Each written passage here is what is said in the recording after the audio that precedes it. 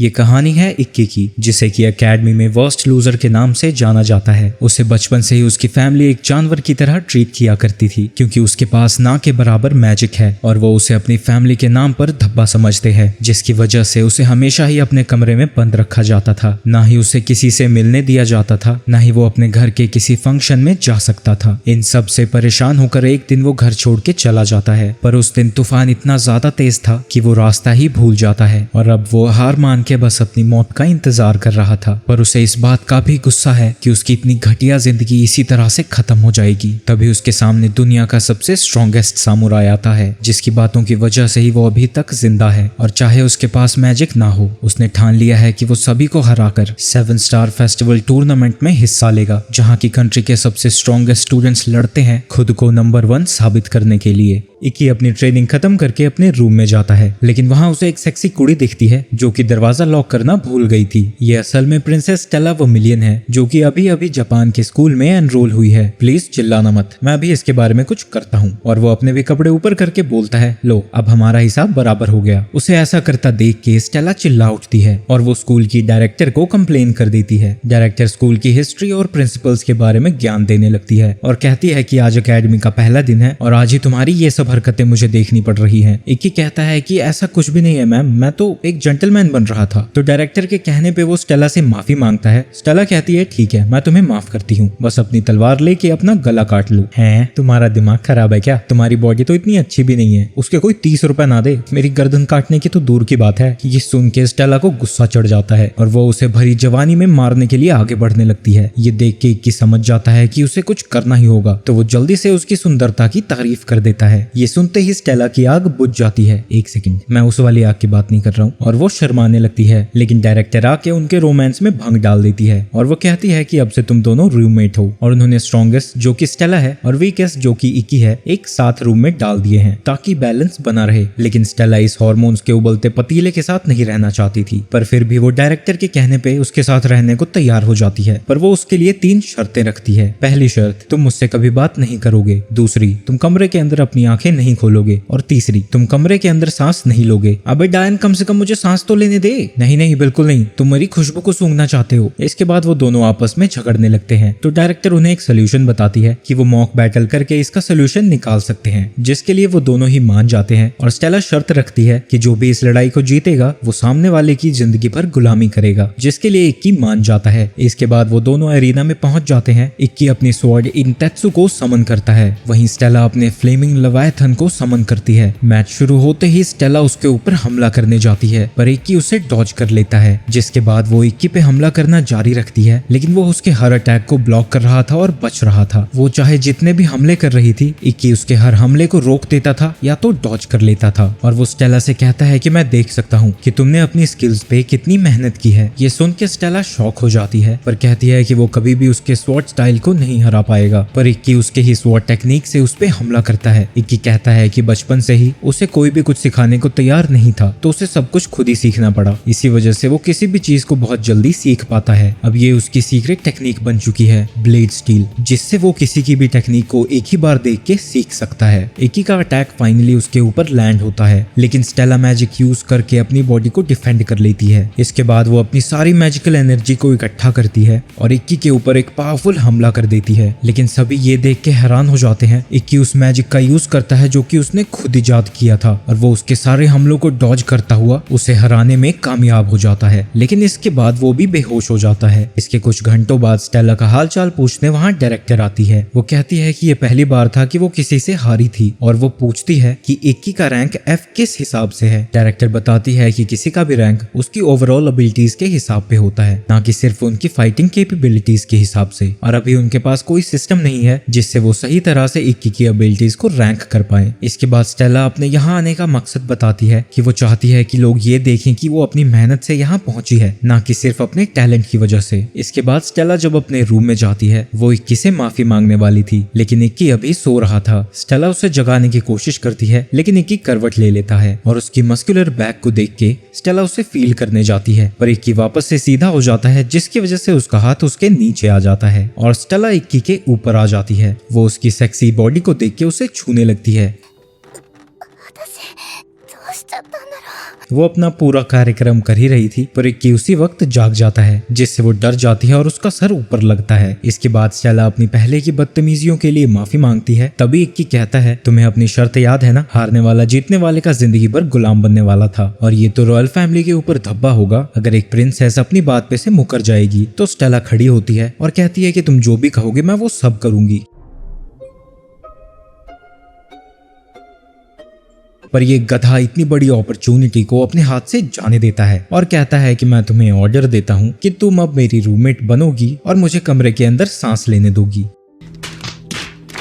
इसके लिए स्टेला मान जाती है। अगले दिन स्टेला और इक्की साथ में ट्रेनिंग कर रहे थे, जहां इक्की उससे कहता है कि मैं रोज 20 किलोमीटर दौड़ता हूं। इसका मतलब ये नहीं कि तुम्हें भी उतनी दूर ही दौड़ना है। स्टेला उससे पूछती है कि आज तुम ज्यादा खुश दिख रहे हो, बात क्या है। इक्की कहता है कि 4 साल बाद मैं अपनी बहन से मिलने जा रहा हूँ, अब से वो इसी एकेडमी में पढ़ेगी। इसके बाद स्टेला और इक्की अपनी क्लास में पहुंच जाते हैं, जहाँ की उनकी टीचर यूरी आने वाले कॉम्पिटिशन के सभी रूल्स एक्सप्लेन कर रही होती है। वो बताती है कि अब से सिलेक्शन एक्चुअल फाइटिंग पे डिपेंड करेगा और हर एक स्टूडेंट को 10-10 फाइट करनी होगी और टॉप 6 स्टूडेंट्स इस एकेडमी के रिप्रेजेंटेटिव्स बनेंगे। इसके बाद स्टेला और इक्की कॉरिडोर में कहीं जा रहे होते हैं, तभी एक लड़की वहां आती है और इक्की के हाथ पकड़ के मॉक बैटल में उसकी लड़ाई की तारीफ करने लगती है और अपने पॉम पॉम को प्रदर्शित करके उसे इंटरव्यू के लिए रिक्वेस्ट करती है। इक्की ब्लश करने लगता है। वहीं स्टेला वहां से जाने लगती है क्योंकि वो जेलस फील कर रही थी। इक्की बड़े ही प्यार से इंटरव्यू के लिए मना कर देता है और स्टेला के पीछे भागने लगता है। तभी एक शिजुको नाम की लड़की उसे रोकती है। ये और कोई नहीं बल्कि इक्की की बहन थी और तभी वो अचानक से उसे किस करने लगती है,